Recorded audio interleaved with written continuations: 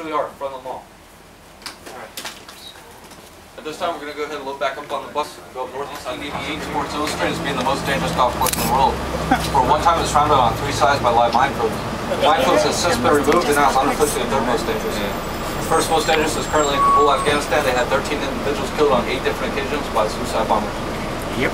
What's the second most dangerous? Pakistan. Did you play that, Jim? Pakistan? He said Pakistan. No, Afghanistan. No, he said Afghanistan number 1, Pakistan number 2. Pakistan? No, I know where it is.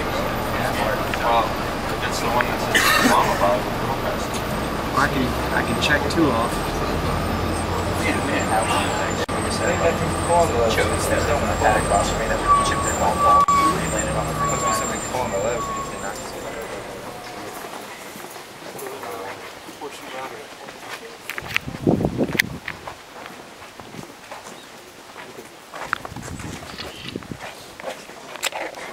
Go ahead and keep bringing it over here, please. Stop right over here on the edge. Stay on the ledge facing me. Stay up here on the top ledge. Line as best you can facing me. Stay within the boundaries of the stairwells here. Alright, welcome to the conference room. This is an official meeting place between the United Nations Command and the KPA. All the blue buildings you see out here belong to the United Nations Command or USC. All the silver or tan buildings you see, with the exception of the one behind you, belong to North Korea. This tall blue building here on your far right is the Joint Duty Officer or JDO building.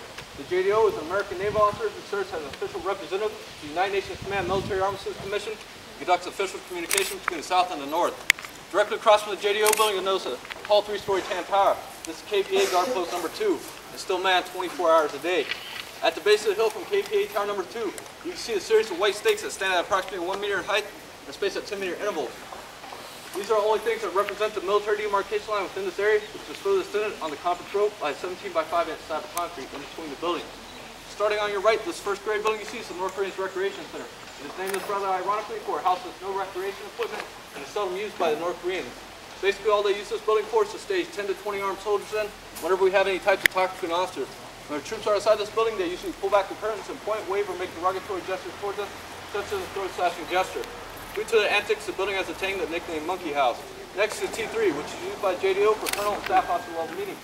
T2 is the MAC building. We'll visit this building here in a second. T1 is used by Neutral Nations Supervisory Commission for weekly meetings. And the gray buildings on our far left down here was once used as an office by the Polish and Czech MNS camp, but are no longer used. And directly behind conference row here is the North Korean's Visitor Welcome Center, or Panmunjom. It also represents the 2-man guard tower where you see the North Koreans standing out there under the balcony. Any questions? A few minutes, snap some photos, I'll give you some additional information, then we'll move inside the MAC building.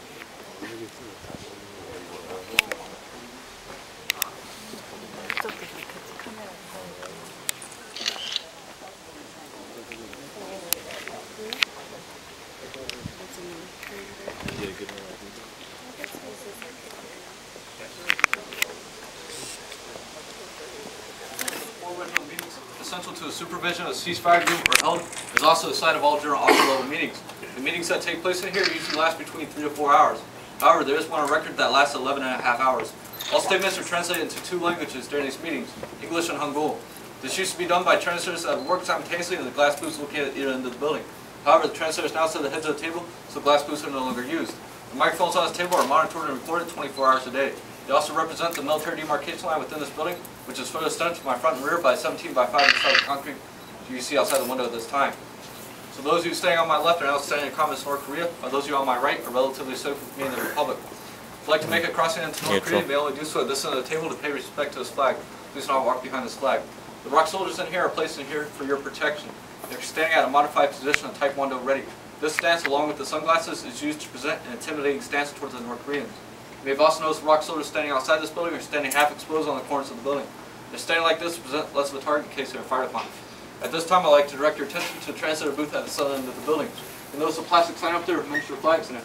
At one time, there was a shelf up there with miniature silk flags of each of those nations.